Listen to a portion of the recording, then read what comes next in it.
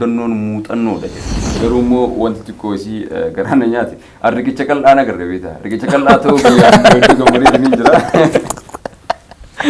Jarjaree niin kiyya beektaa. Amaariif hin beeka jedhee.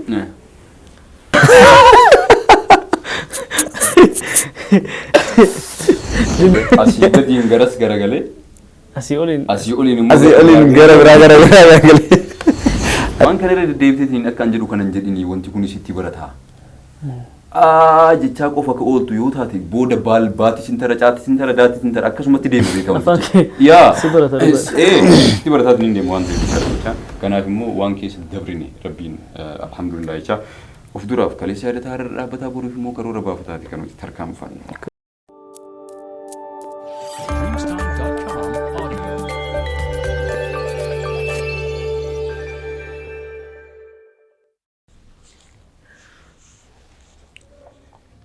Tole assalamu alaikum wa rahmatullahi wa barakatuh. Zaad podcast nageenyi keenya kan kabajaa kan onne ramad bakkuma isin jirtanitti mukkeeniif laggeen garagaraa keessa qaxxaamureetiniin akka biiftuu ganama iddoo isin teessanitti isin haadha qabu jecha Zaad podcast hadda qophii keenya isa jalqabaa kan mata dureen isaa mudannoon muuxannoodha jedhu saayiban wajjin taaniitiin isin biraan ga'uudhaaf tarkaanfitti jira maarree guyyaa irraa kan yeroo ammaa kana sagantaan gama Zaad productionitiin Zaad podcastiidhaan kan isin biraan dhaqqabuudhaaf qophiitti jirudha. Isinis channel YouTube keenya Zaad production subscribe share fi like gochuudhaan nu hordofuu hin irraanfatina. Hamma xumura sagantaa keenyaatti immoo qaamaaf qalbiin keessan nu duuka haa ta'uun affeerraa keenya mudannoon muuxannoodha. Eeyyan sagantaan keenya eegalameetiin jira nu faana bu'a. Assalamu alaikum wa rahmatullahi wa barakatuh. Kabajamtoota daawwattoota keenya guyyaa har'aa irraa jalqabnee sagantaa mudannoon muuxannoodha jedhu tarkaanfii isaa jalqabnee jirra ka. Sagantaa mudannoon muuxannoodha jedhu kana keessatti namoota hedduu affeeruudhaaf deemna. Namoota bebbeekamoo ta'an kutaa akkamii keessa yoo jiran namoota bifa hedduu qabna jechuun hojiidhaan kan garagaraa namni mudannoo hin qabne jiru hojii kamuu dalagaa. Mudannoo kana keessaa namoota mudannoo ajaa'ibaa qaban mudannoo akkasiin irraa fudhatan ittiinis bohaartan nus waliin ittiin bohaaraa deemnu sagantaa akkasii qabannee dhufaa jirra. Namoota hedduu affeeruudhaaf deemna. Zaad production karaa Zaad productionitiin isin tara sagantaan Zaad podcast akka hordoftanis subscribe nu gootanii akka nu jajjabeessanis abdii qabnaa ani kanuma isiniin jedha booda sagantaa booda walitti deebina. Assalamu alaikum wa rahmatullahi wa barakatuh. Jirtu ashama ilmaan ayya anhaa jiraatu baga jiraatanii fuullee Zaad productioniti walitti kan gad baanu ta'e. Zaad podcasting yeroo hundayyuu torbaanitti waa'ee mudannoo irratti kan amma achi fuulleffatee itti deemu ulamaa'otaa fi hayyoota dargaggoota qeerroo hundaa mudannoo fi muuxannoo isaanii asitti mudannoo isaa gaafannee muuxannoo isaanii kan irraa baratan tahaa jechuudha.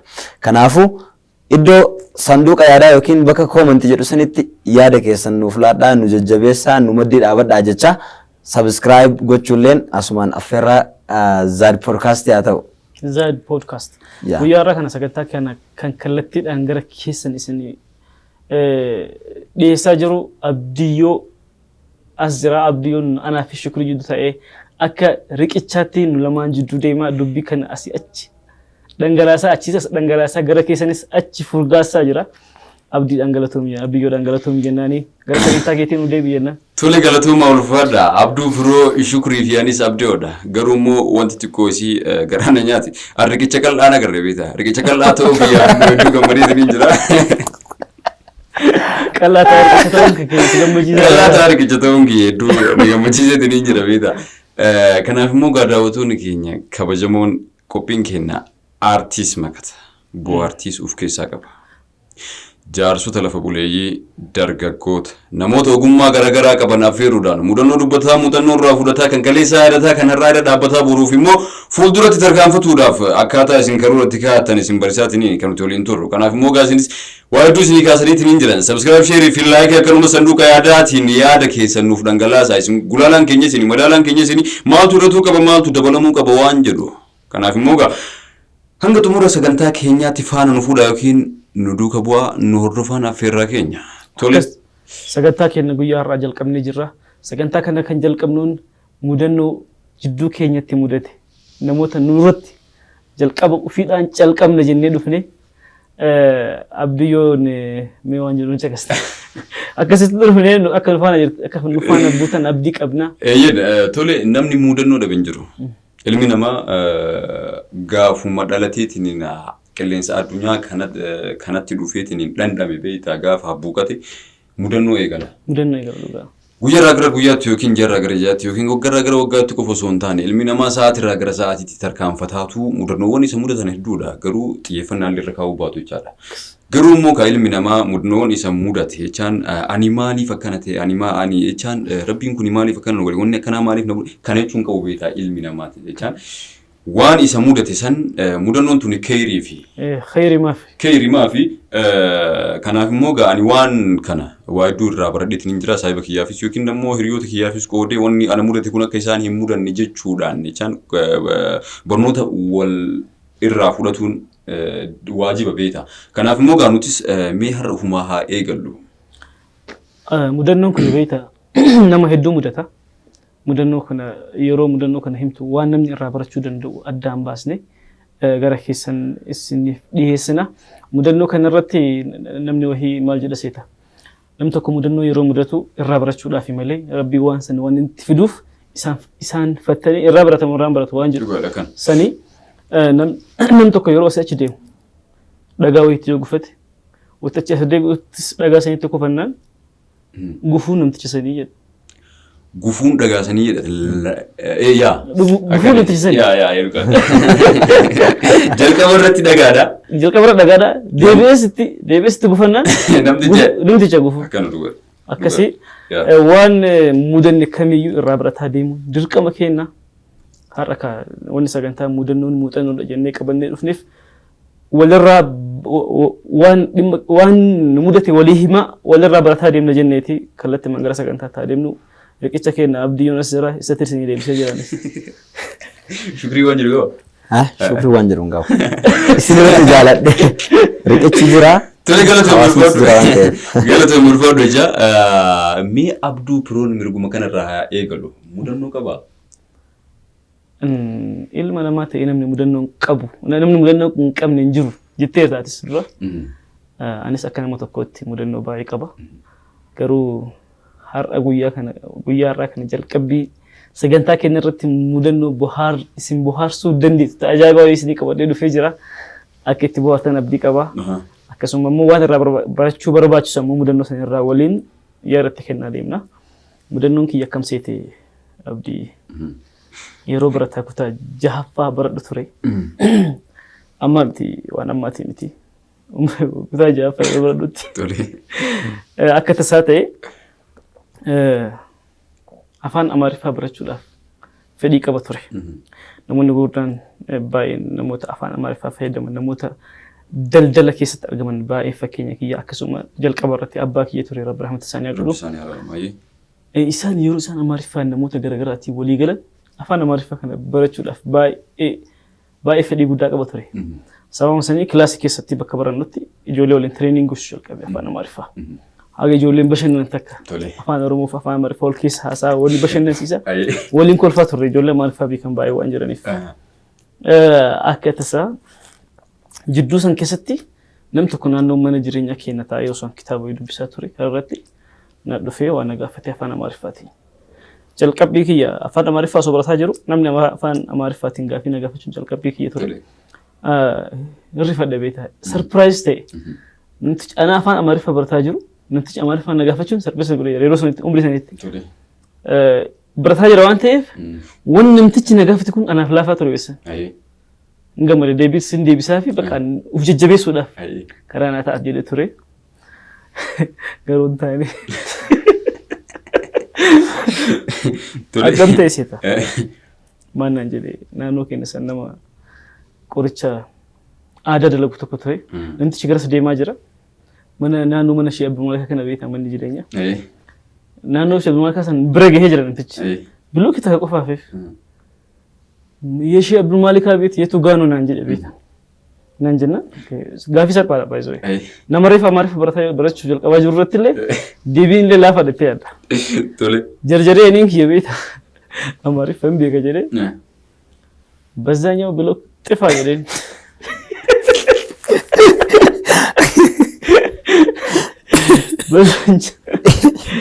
በዛኛው ብሎክ ጥፋ jedheen namtichi ija babaasee na laale sila namtichi maan na laala maan xaffaane jedhaan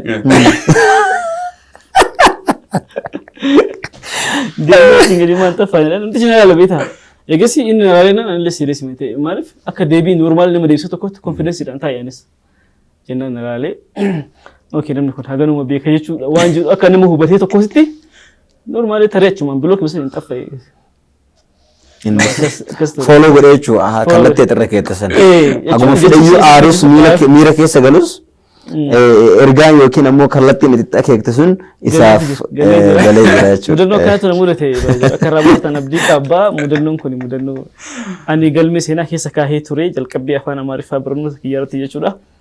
Wanni gaaf tokko immoo akka himu beekeeti ka gaafsan kaayee baay'ee. Aramil kaayera isin himeera. Tole jechuun maali beekta miillummaan teetu miila kaayuu turte. Namni beekta jechaan mul'ata qabaatuun dirqama. Jechaan mil'uu tana qabdaate jechaan mudannoo tana ol kaa'adhaadhaan wanna ol kaa'ate jechaadha. Kanaafuu galata ulfaadhu nu qofa osoo hin taane daawwattoonni keenyas hedduu ittiin bohaaraatiin barumsa adda addaa irraa fudhataa akka jiran abdii guutuu qabna. Kanaaf immoo gaammee ture gara shukriitti hin caa. Shukriin anis mee keessa laala shukri. Ilmi ilaale keessa. Keessa na laalame dhaggeeffattoonni illee keessa na laalan. Jechuun gara kee deebine. Gara kee deebineetii hin jirra. Tole galatoomaa jecha namni mudannoo dhabee hin jiru mudatee hubatee irraa fudhata muuxannoo jedhee isin dura waan barreeffamuu isin dubbiseera miti. Eeyyan namni kamuu mudannoo ka dhabee hin jiru. Anis mudannoon kiyya akkas ture. Akkas yoo xiqqaate waggaa 10 wahii ol akkas naannoo waggaa 13 jala kalooyna. Umuriin kee 13 umuriin kiyya 16.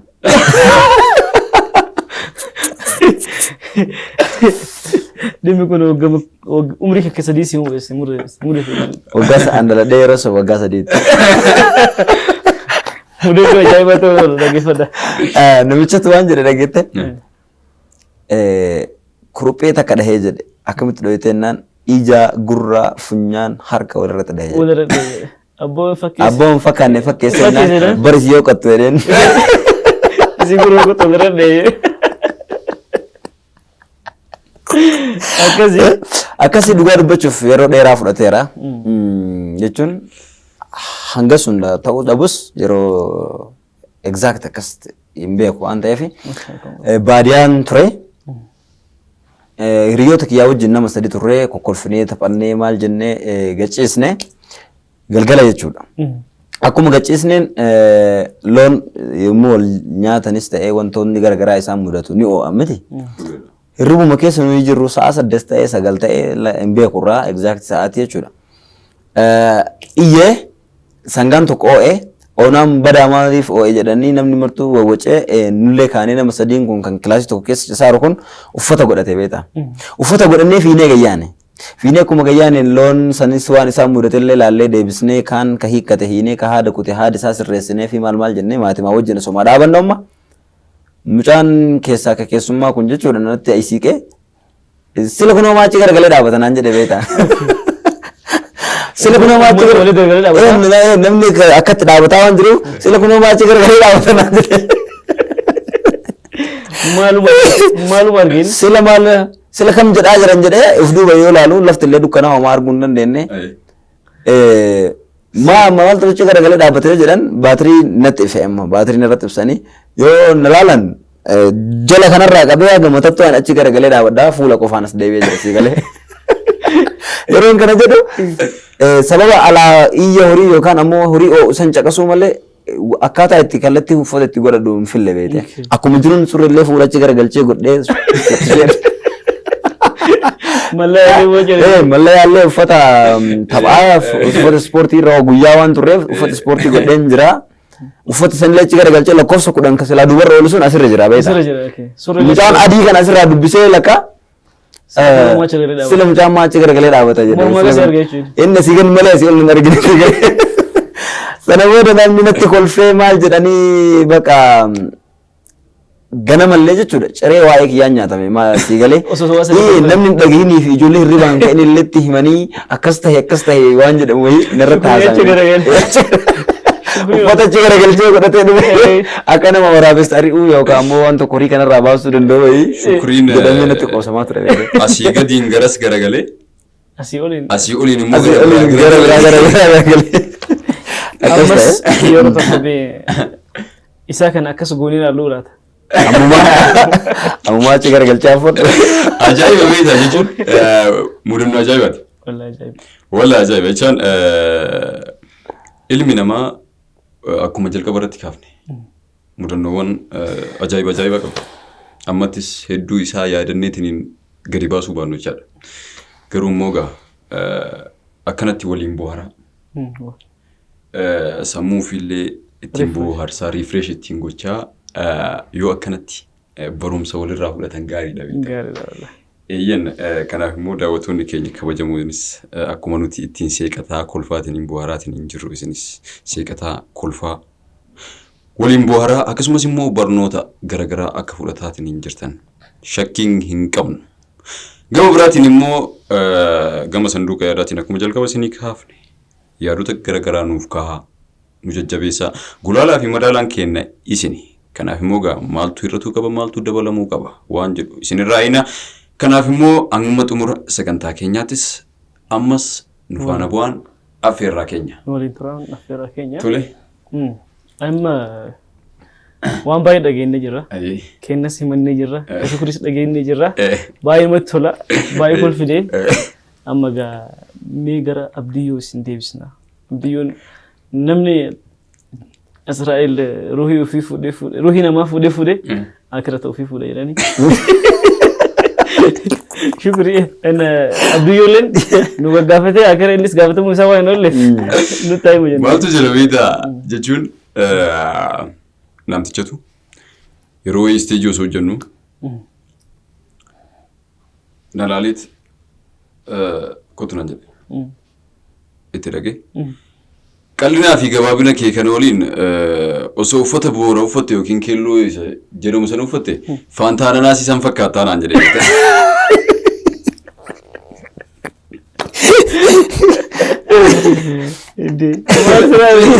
Jechuun maali beektaa? Asis kun horigechuma qal'aatu jira. Isteejii sanarra sanumatu dhaabate. Garuu immoo isin keessaa guuree amma guuruudhaaf qophooftanii jirtanii. Maaltu jira seetichaan ilmi namaa akkuma dubbanne mudannoo qaba. Eeyyen wanni keessa darbite immoo xiqqoodha beektaa. Jechuun wanni keessa dabarteetiin as geetti mudannoo yeroo dheeraas haa taatu garuu adda rakkoo teetteetiin ilaaltu xiqqoodha beektaa. Alhamdulillahi rabbil aalamiin. Jecha saabni kiyya shukriin yeroo dheeraa beektaa hojii turre na beeka wal beekna waliin guddanne. Har'as rabbiin umrii nu dheeresee wajjinaa nu teessee beektaa. Kanaaf immoo galanni rabbiif haa ta'u jecha gola tokko naaf inni waliin seenne an xiqqaa ta'eetiin hin beektaa. Ani nadha jechoota loqoda afaan Oromoo kan akkanatti wal tarree naqeetiin hin haasa'u kuni hojjetan ilaaltu jechaan namuma homaa isa hin mudatiin fakkaata gama jechaa kanaan jechaadha. Ani xiqqaa ta'ee afaan kiyya beektaa walidha ture.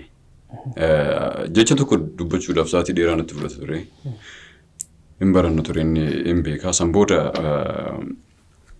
yeroo jechaan barsiisaan gola tokko lama sadii akkasuma geettu hamilee keetiif ati barnootaan wal haa fudhattuuf onnee haa horattuuf gaafii adda addaas gaafataa ijoollee fuulduratti si baasaa ol si kaasaa maal godhaa sa'aatii kanatti ani gaafii gaafatamuuf deebii gaa kennuudhaaf baay'ee rakkachaa ture beektaa. Jecha tokko dubbachuudhaaf fakkeenyaaf shukrii jechuudhaaf jechaatiin hin oole beektaa. Abduu jechuudhaaf jechaatiin hin oole beektaa. Wanni kun uumama moo? Jechaan beektaan hin galle irratti of beekee haadhaaf abbaa kiyya sin gaafanne waan kana beektaa agarraatu jechaadha. San booda sa'a sanitti akka ajaa'ibaatti rakkachaatiin hin ture beektaa. Eega of beekes haga gola 8 7 6 maal narra ture beektaa wantichi yeroo dheeraadhaaf. San booda akkasittuu immoo rabbiin galanni haa ga'u jechaatumaan itti ufi beektaa jechaananii shaakala kiyya jechaan shaakala waan kana dhiisu jechaadha. Abbaan kiyyas rabbiin umrii isaa qabu yeroo hedduu na qabateetiin hospitaalota adda addaarraan yaaliidhaaf na deemaatiin ture beektaa. Hospitaalota garaagaraarra naan deemaa ture. Hospitaalaan yaadanne saddeetti isaan xiqqaa ta'e hospitaala kanaan deeme qofa beeka beektaa. San booda akka ajaa'ibaatti bakka ani nama beektaa jechaan uumama kiyyatti nama waan naan galiin gaafatuudhaa fi mormuudhaaf hedduu keessi kiyyaan fedha beektaa. San booda garuu wanni kun na daangeessaatiin hin ture. Akkasittuu immoo gaafaan ol ka'eetiin waan kana akkasittuu dirqamumaan yaada kiyya sa'aatii dheeraa sanatti fudhatu himadhu namoonni tokko naanqoo isaatiin hin turan beektaa. Ijoolleen daree keessaa ta'u ijoolleen saayibaa ta'u ijoolleen namoonni naannoo keessaa ta'u garuu akkasittuuyyuu wanta kanaanii waan ofirratti argu waan ta'eef hin aaru ture beektaa saasanitti. Aarus immoo wanni kun hin darbaa wanni kun isinitti darban ta'u. Hin baay'ata wantichi isinitti darba waan ta'eef isin barata waan ta'eef hin baay'inaa jaatiin hin ture beektaa. San booda namoota waan san jechaan natti baay'aniitiin wanni sun itti cees argeetiin hin jira beektaa subhaanallah. Jechaan sitti qoosaa ture. Natti qoosaatiin hin turan beektaa. Mudannoon sun isa mudate. Mudannoon sun isa mudate. Waan kana irra deddeebiteetiin akka hin jedhu kana hin jedhini wanti kun sitti barataa. Jechaa qofa ka ooltu yoo taate booda baati sintara caati sintara daati sintara akkasumatti deema beektaa wantichi. Yaa sitti barataatiin hin deemu waan ta'eef jechaadha. San booda sa'aatii dheeraadhaaf wanti suni na mudataatiin hin ture beektaa. Achi booda immoo rabbiin galanni haa ga'u. Ispeeshaalii sa'aatii seenaa yookiin histirii barannutti. Sa'aatii lammummaaf amala gaarii barannutti namoota waliin waan naa hin galinii fi bakka seerri jechaan heeraaf seerri maal waan hojjetu wanni hojjetamuu fi wanni achirratti barreeffame kun maaliif akkana ta'e wanni kun maaliif akkana ta'e waan jedhuratti akka barataa tokkotti barsiisaadhaan afgaaffii waliin taasisaatiin hin ture beektaa. Akkasumatti immoo haadha rabbiin galanni haa ga'u akkuma jechaan isinis na argaatiin jirtan daawwattoonnis namoonni hedduunis fi immoo haadhaaf abbaan kiyyas tanga yoo kabeeta abbaan kiyya kaleessa qabateetiin hospitaala irraa naan deemu san irraanfate ta'a beektaa. Garuu immoo adda yoo argu jechaan hedduu innis yaadatuu danda'a beektaa. Kanaaf immoo ani mudannoo akkanaa qaba. Ilmi namaa yoo abdii hin murin yoo rabbuma irratti hirkate yoo sababoota adda addaa geessaan rabbuma waan ta'eef jechaadha. Waan abdii yoo mudate kana jalqaba irratti rabbii isa caafeenii fayyaa guutuun akkaataa hasa akkana mi'aaya kana akka inni haasoo rabbii isa godha jalqaba irratti alhamdulillah innis alhamdulillah jechuudha numartuu alhamdulillah jechuudha.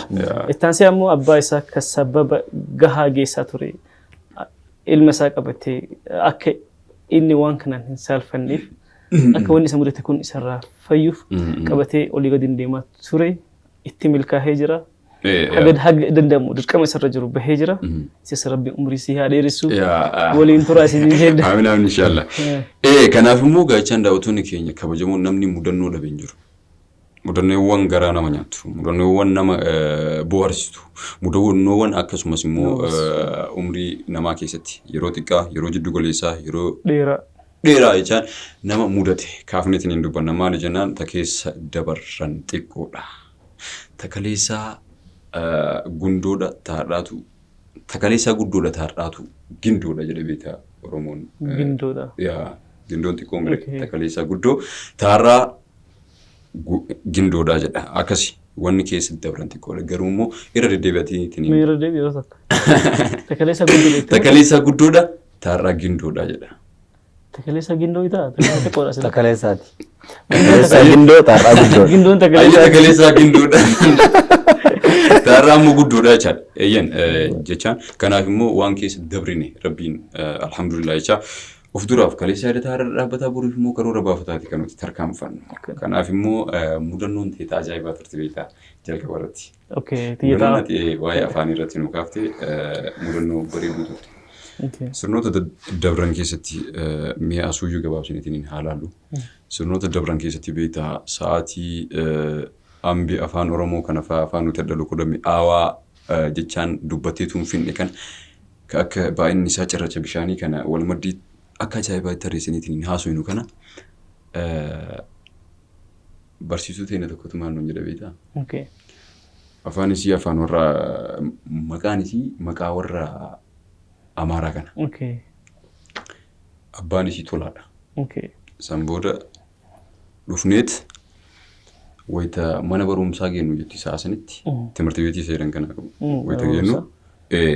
wayita gennu ani maqaa Amaaraa kana dhahadhee gara Tolaa wayita cehu achumatti dhaabii በሻንጣ ይዛችሁ የመጣችሁትን ቋንቋችሁን እንደዛው ሳትከፍቱት በሻንጣ ይዛችሁ ግቡ እንጀረኝ ተቤታ በርሳኒ ሳኒ ከወይተ ሰኒ ይቻላል ኦኬ በርሰመ ጀዳንጅ ይቻላል ማሊ ቤታቻን ሙደኑ አፋኒያቲና ካፍቲረት ይቻላል ስርነ ከሌሳ ኪሳ ኢልሚ ነማ አፋን ከነዴ ቤኩ ደቡዳን ዲኒ ሲጭናታዬ ሲወሊን ኮልፋ ከሩረ ስረቲ ባሳትን እንቱሬ አፋኑ ፊቲን ሲዳካትን እንቱሬ ያ ከናፊሞ ኢልሚ ነማ አፋን ከሙ ቤኪ አፋን መለ ሜሻ ወሊገልቴ ተቻን አዱናን ከናደቲ ፈይለማትን ጅርቶ ይቻላል ከናፊሞ አፋን ከሙ ኢልሚ ነማ በረቴ ዮ ኢትፈየደሚ yoo gadi baheetiin hin gale yoo ittiin daldalate yoo waajjira adda addaa seeneetiin ittiin fixate yoo namootaan wal sime wanni guddoon kana ta keessa kee jirti beeta garuummoo na fayyadaa qofaaf isa fayyadaa osoo hin taane na fayyadaa qofa waan jiru laalteetiin afaan fedhayyuu maaliif hin taane afaan simbirree isaa ta'u barattee yoo gadi baatee ittiin galte wanni guddoon kana beeta kabarbaadamu kana atis beektaa sa'a sanitti osoo afaan kana jechaan irratti ka guddatu taate namtichaan xifaan jettuun ture beeta kanaaf immoo daawwattoonni keenya kabajamoon afaan baruun faayidaa guddaa qaba namni baheetiin ittiin gala ittiin daldalata barnoota garaagaraa ittiin dabarfata daawaas haa ta'u barnoota saayinsii seenaas haa ta'u waan biraa wal qoratee wal hubateetiin barnoota adda addaa waliif qoodeetiin wal biraa gala kanaaf immoo afaan kamuu barachuun dirqama jecha shukriin immoo waan ajaa'ibaa nu kaasitiin jira mee maaltu si mul'ate mudannoo isaa sanirraa mudannoo isaa san keessatti beeta baay'ee nama ajaa'iba waan itti yaadamee osoo hin ta'in waan tasa ta'eedha beeta tasa osoo yaadini naqatee kanas godhatee yoo mudannoo kamuu beeta jechaan tasa ana maaltu na ajaa'iba beeta akkanatti itti ibseeti kuni maachi garagalee dhaabata baatiriin asii olitti inni fi fakkaate immoo yeroo kamuu namni baatirii fuulatti inni ibsu fuulatti inni ibsu mudannoo isaa irraayis waa tokko dubbachuudhaan duratti xiinxaluun waajiba waan jedhu dhugaa qaba jechuudha namtichi itti sitti ibse namtichi itti ibse dhugaa qaba asii gadi qofa argee namtichi mucaa ammaa ciree dhaabata silaan horii garagalee malee meesii lakkoofsa 10 godhatee achi garagalee dhaabataa ture baay'ee bakka sanitti akkana fakkaatutti horiin akeekas ta'e jechuudha namni maatiin gabbeerifataa miti maal ta'e badi horii baal jedhama haasaamee ta'a yaada waliin inni hojii garagalee dhaabatu jechuudha waan nama kanarraa waraabessa eegaa jiru qaba nama kanarraa waraabessa eegaa jira fa'a seanii maa ciree dhaabata fa'a ajaa'iba beektaa jechaan qophii kennas gara goolabuutti deemaar akkan oromoon yoo mammaako ulee fi dubbiin gabaabduu wayyaa jedha qophiin keenyas isa jalqabaati hedduu booharree hedduu kofallee hedduu barnootas walirraa fudhanne kanaaf immoo kan daran hordoftoonni kan akka gammadan xiqqaaf guddaa oromoo kanatu warra arrabni arriiti beeta hayyuudha beeta warra bakka dubbiititti qorsoomaaf waamamu beeta warra dubbiin hiikuun beekamu beeta kenna kun yoo ilaaltu kanaaf immoo dubbii gaggaarii dubbii dhama qabdu dubbii gurraaf toltu dubbii immoo dhagaamteetiin hin quufne mammaaksa oromtichaas makataa tinin turre kanaaf immoo daawwattoonni keenya kabajamoon barnoota gaarii akkasumas immoo bifa bohaartiitiin akkan waliin turtan abdii qabna kanaaf immoo uf duratti yoo rabbi jedhe fedha rabbiitiin namoota gurguddoo ijaarsa biyyaa namoota seenaa garaagaraa qaban namoota ogummaa garaagaraa qabanii fi qeerroof qarree akkasumas namoota bebbeekamoo garaagaraa affeerritiin asitti mudannoo isaanii dubbataa muuxannoo irraa fudhataa barnoota garaagaraa kana wal biraan geenyu ta'a kanaaf immoo isinis chaanaala yuutuuba keenya Zaad Production subscribe, share fi like gootanii Zaad podcast achiin qaqqabuu dandeessan. Kanaaf immoo har'a qofa osoo hin taane of durattis faana nu fuudhaa gama saanduqa yaadaatiin yookiin iddoo koomentii jettu saniin yaada garaagaraa nuuf dhaama. Gulaalaan madaalaan keenya daawwattoota keenya. Kanaaf immoo hanga xumura sagantaa keenyatti waan nu waliin turtaniif galatoomaa ulfaadhaa. Kan facaafanne haa margu ijji nagaadhaan wal nu haa argu. Zaad podcast. Assalaamu alaikum wa rahmatullahi wa barakaatu.